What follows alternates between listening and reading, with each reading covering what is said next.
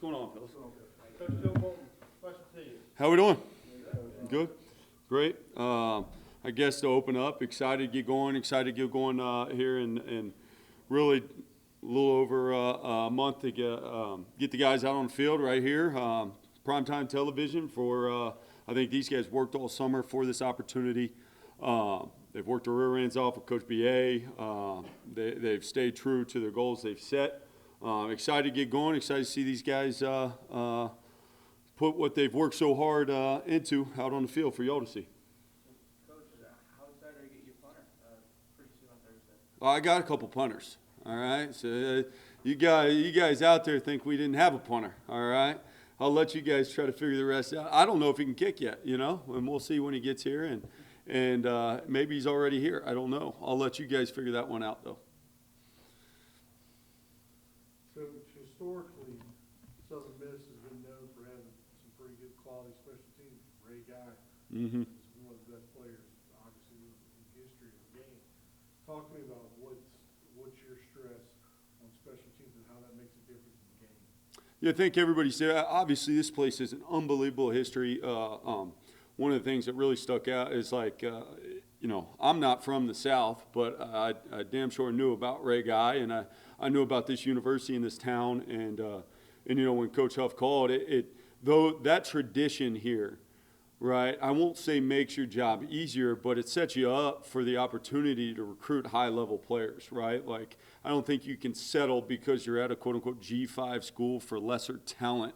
I think you go attack the best talent and the best fit, and I think that leads you to the opportunity to bring in good players that may or may not be here yet, but also allows you, and I think having Coach Huff with his background in special teams, understanding the impact that a single play can have in a game or the momentum of a game, just enables me, I won't say ease, but enables me a platform to preach to these players, this team, these coaches, this university that yes, special teams is a pivotal part of this game, just like the ability to manage the game. So if we can have an impact, we're going to, and we're going to work to impact every single, snap that we're out there. When you guys set up for special teams after a camp, whatever you do it, are there any players, obviously quarterback, but are there any players, starters that are off limits that you don't want to put out there?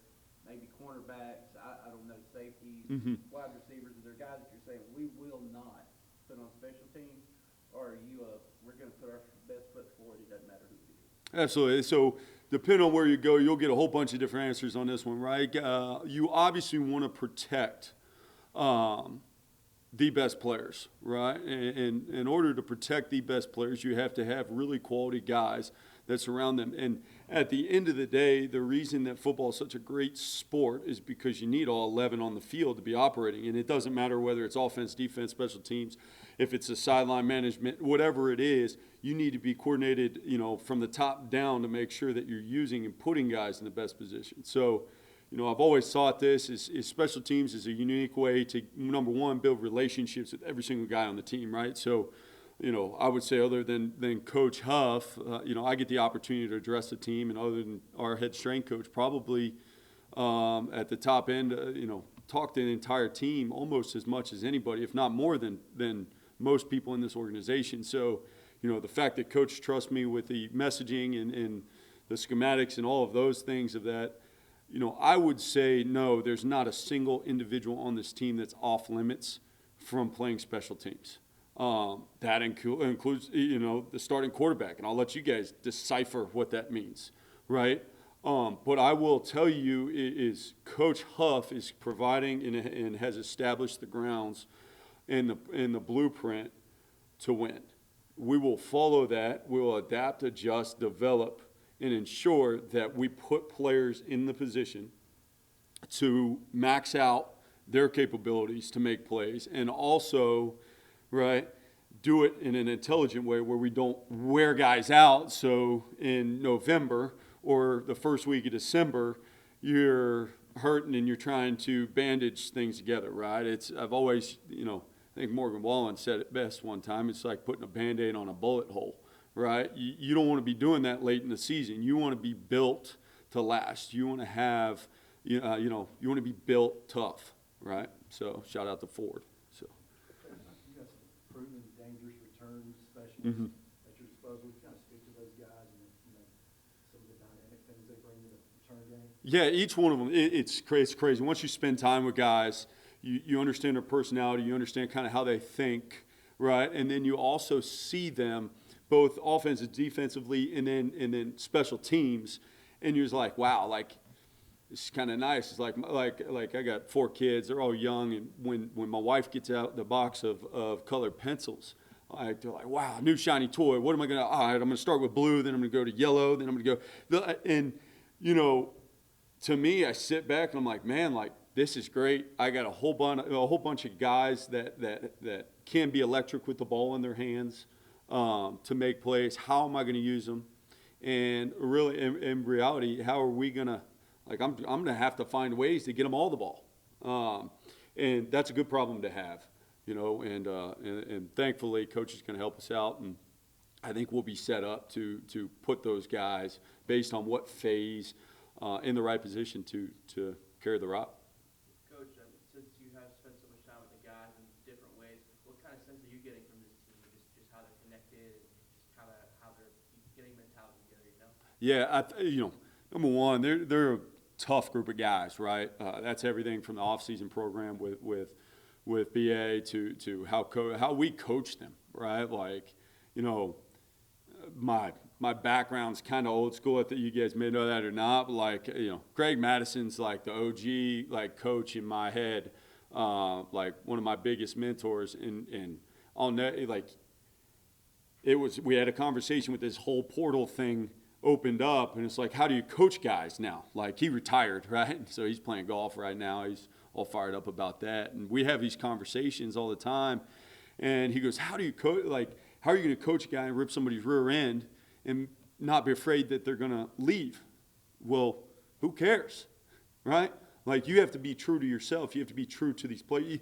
Like, to me, if you have a good, solid relationship, right? Like my wife and I love her to death, right? We don't agree on everything, right? And that's life. But we have such a strong foundation, and you have such a strong foundation with these players when you spend time and invest into them, not money, but time, because we don't get time back, right? When you invest your time into somebody and they know you care, they'll do just about anything, right? And it's the same on the other end, right? If one of my guys, anybody on this team called me at 2 a.m. to come pick them up they got a flat tire or whatever, I'll be there, right? Like, it's a relationship you form that says, hey, these guys are going to go, balls to the wall for you. They're going to go max effort. And you have the faith, the confidence, and all that does is create, a sense of knowing that your boy's always going to be there for you, or a coach, a player, a support staff member, everybody from Aaron, our trainer, to BA, to our equipment, So there's the development of trust there, Coach, I'll bring it back up. You spend a lot of time dotting a lot of I's, crossing a lot of T's, months working to get the visa. Reed says you were the lead on all of that. But both you and Coach Huff have now said that you don't even know if you can kick. So what brought about all that effort? So I pursue, I go back to this, right? And like in college coaching, you pursue certain opportunities and things, and like, all right, well, you go GA and you live and you get a mattress on the floor and you got no car and you're getting paid nothing and you're working a stupid amount of hours. Why did you do that, right? Like, you get a passion for things, right? So to me, I have a passion for developing players. I have multiple, like, when you go out recruiting, right? Like, people don't like people that aren't nice or develop relationships. So like, going back, like, you have to develop relationships. If not, you can't recruit. Like, it doesn't matter. So in the process of that, I've been in contact with, hundreds of people across, the country in high schools and across the world. I've recruited guys from Japan, the United Kingdom, all the way to Australia, and the effort to go through the visa process. And, there's things that you figure out on the way and you kind of push forward, but there's certain things you control that you can't control, and all you can do is push it to the absolute edge. And wait for the higher authorities to make their call and process their paperwork and stuff like that. But to me, you based on the relationships and the trust that you have in people, and then the evaluation that you make, whether that be via phones, FaceTime, conversations, I can promise you that any person that we're recruiting, or they're getting vetted. Like, we know, I mean, you can type into AI. I sat next to a CEO of a tech firm the other day on a plane, and he pulled up AI, and he just typed my name in, and he said, "Hey, this is all you," and he had my whole damn life story, right? So, like, I can type your name in right now, and I can have everything about you that's been online, right? So today's day and age, and being a younger coach in this game, is use it to your advantage and go ahead and solve these problems fast, quick, and sometimes you get some hurdles to go over. And I think Jocko once said is good, right? Good. I'm glad it's 115 degrees out here on opening day, right? Good. Not a lot of people are going to survive that. So, In terms of back to your specialists, yeah. snappers, kickers, punters. Yep. You talk about the importance of developing who's going to start, depth, and are you comfortable with who can do what in those scenarios? I mean, Yeah. key components. Yeah, absolutely. I think you got an idea as a coach what the depth chart is going to kind of look like, and then you apply pressure, right? I think we have a phenomenal group. We had two that stayed with us after the spring. Two guys, Andrew Tate and Caden Morgan. They stayed with us, and then I was able to go out and build that room around really my vision and what we envision for special teams here. Selfless guys that are going to set the tone, that are going to play hard, gritty guys, blue collar. I don't want any prima donnas, right? Like, last thing you need is a kicker upset on the sideline because he didn't get to kick the ball off or something, right? Like, no, go get a popcorn, bro. Like, you need selfless guys, and we got a room of selfless guys, and they love to compete, and to me, it's my job, my responsibility to create that environment where, you get 2 or 3 snappers, and okay, you're going out today, right? You're going out today, right? I always it doesn't matter, right? Keep them on their toes. Doesn't matter. You can control the certain controllables, your attitude, effort, your enthusiasm, stuff like that. But when I said this the other day. Every year I've been a special teams coordinator. Knock on wood. We've had the opportunity to win or tie a game on a last-second field goal, right? And all 3 of those opportunities, we went out and we executed. And it wasn't because I was out there kicking it or I told them some fancy coaching phrase or coach talk. Is because you put them in situations, you apply the pressure, and they go out there and it's just another kick through those uprights, right? Or it's just another catch and a punt. So, as far for depth, you guys figure out as we get closer to the game and things like that. But we'll start to set that as we get into practices, and it's just like the returners, right? I got a whole bunch of good players, and how is that going to play out?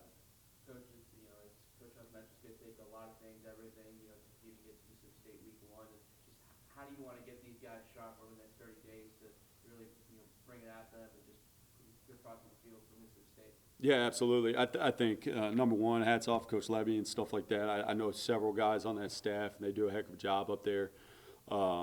They're a quality team. I think everybody's always looking to improve until you get to the top, right? And then once you get to the top, the national champion, you got to fight to stay there. So for us, as we go into that, I think the preparation comes with we have to focus on us, right? We got to do our job at a high level. We got to go out and we got to compete. We got to work to get better every single day, right? And in reality of that, you're consistently developing.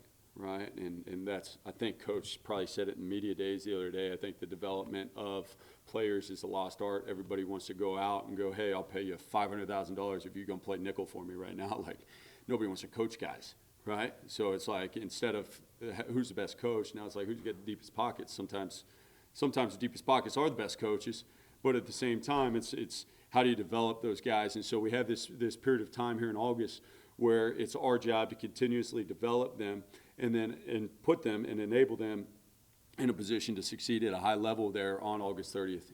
So there's a lot that goes into that. There's a lot that these young men will put in here in the next 4 weeks, and it'll lead up, and hopefully all of those things pay off here on that day. Coach, how much competition, because I know that's the big thing with the special teams, because I know there's some competition drills on offense and on defense.